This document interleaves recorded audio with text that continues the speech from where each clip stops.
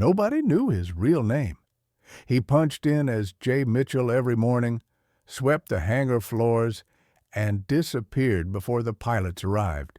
For 2 years, he was invisible, until an engine exploded during preflight, and his hands moved across that aircraft like he'd built it himself.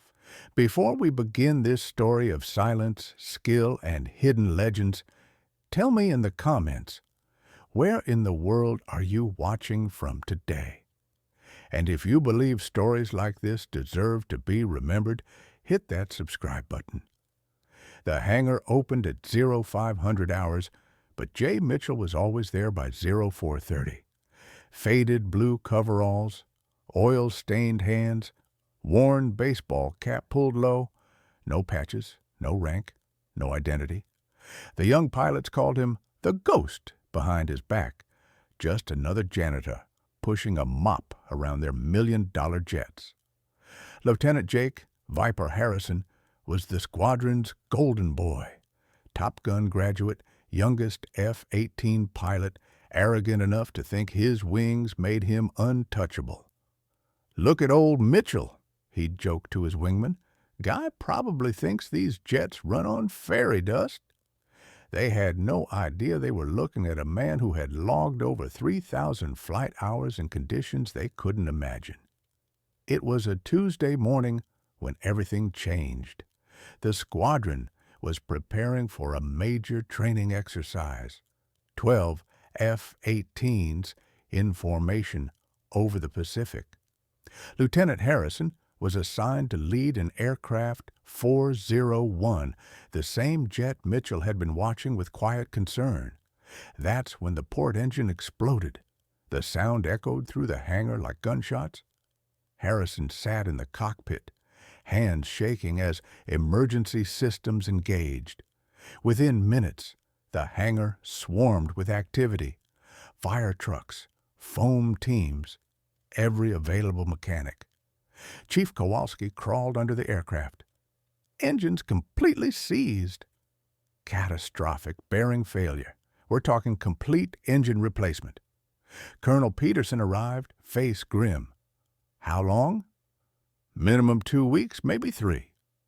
That's when a quiet voice spoke from the edge of the crowd. 6 hours! Everyone turned. J. Mitchell stood there, tool bag in hand, same calm expression he always wore. Harrison stared in disbelief.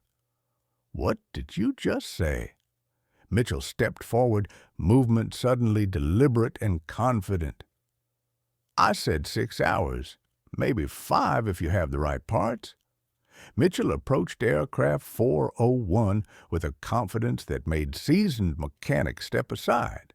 He didn't rush, didn't grab tools. He simply looked. For 5 minutes, he walked around the jet, occasionally touching a panel with the gentleness of a man handling something precious. "Chief Kowalski," he said finally, "you said bearing failure, but look at the oil pattern. This is hydraulic fluid mixed with engine oil. The bearing didn't fail. The hydraulic coupling cracked under pressure." Kowalski's expression changed as she saw what he was seeing. "You're right. But how did you replace the coupling, flush the hydraulic system, test at incremental power settings, 6 hours?" Colonel Peterson stepped closer, studying his face. For the first time, she really looked at him. "Mr. Mitchell, where exactly did you learn about F-18 hydraulic systems?" "I've worked on them before, ma'am." "Where?" A pause. "Various places. Over the years."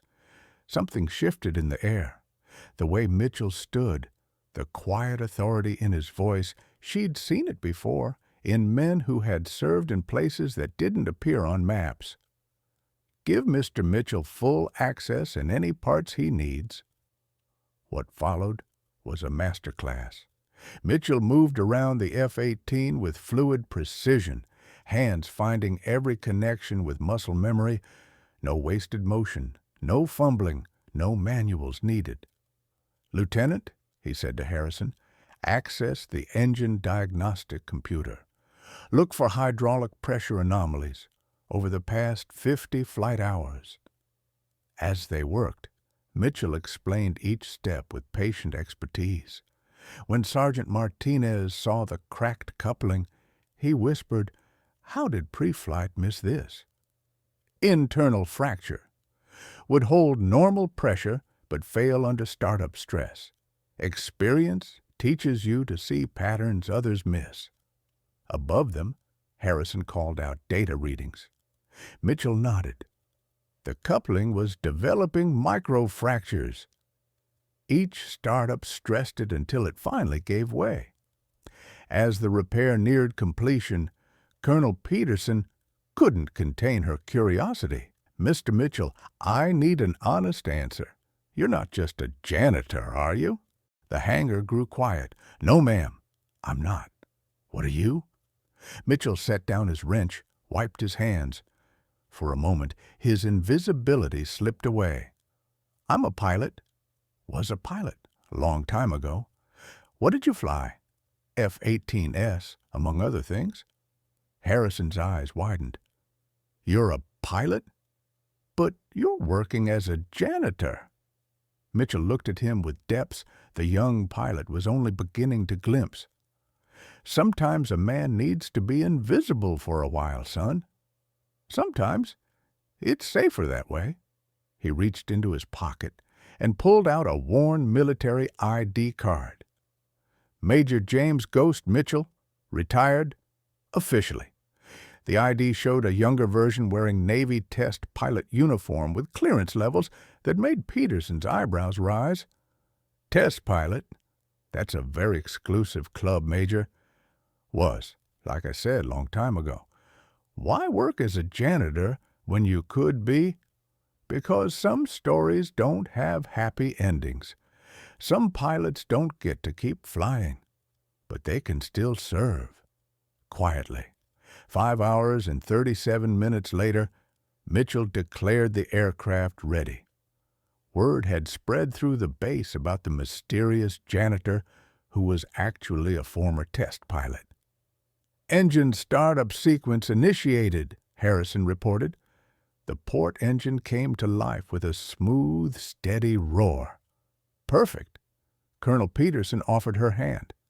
"Major Mitchell, thank you. Just doing my job, ma'am. Saving a multi-million-dollar aircraft and a critical mission. I call it taking care of the people who still get to fly." Harrison approached as Mitchell gathered his tools. "Major, I owe you an apology.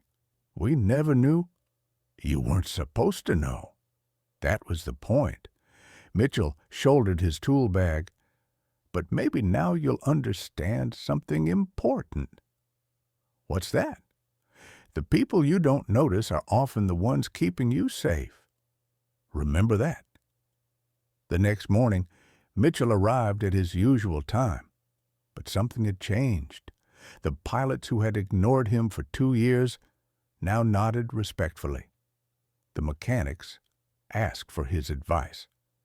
When young pilots made jokes about the old guy with the mop, someone would quietly correct them. "That's Major Ghost Mitchell. He's forgotten more about flying than you'll ever know." A week later, a new nameplate appeared. James Mitchell, Senior Technical Advisor. But he kept arriving at 0430, kept wearing his coveralls, kept doing the quiet work that kept the squadron flying. 6 months later, as Lieutenant Harrison prepared to transfer, he sought out Mitchell one final time. "Major, thank you, not just for fixing the engine, but for teaching me about service." "What's that?" "That heroes don't always wear flight suits. Sometimes they wear coveralls and carry mop buckets and do their job without needing anyone to notice." Mitchell smiled, the first real smile anyone had seen from him. "Now you're learning, Lieutenant. Fly safe." As the F-18s lifted into the morning sky, Mitchell watched from the hangar doorway, their engines strong thanks to the quiet man who understood them better than anyone.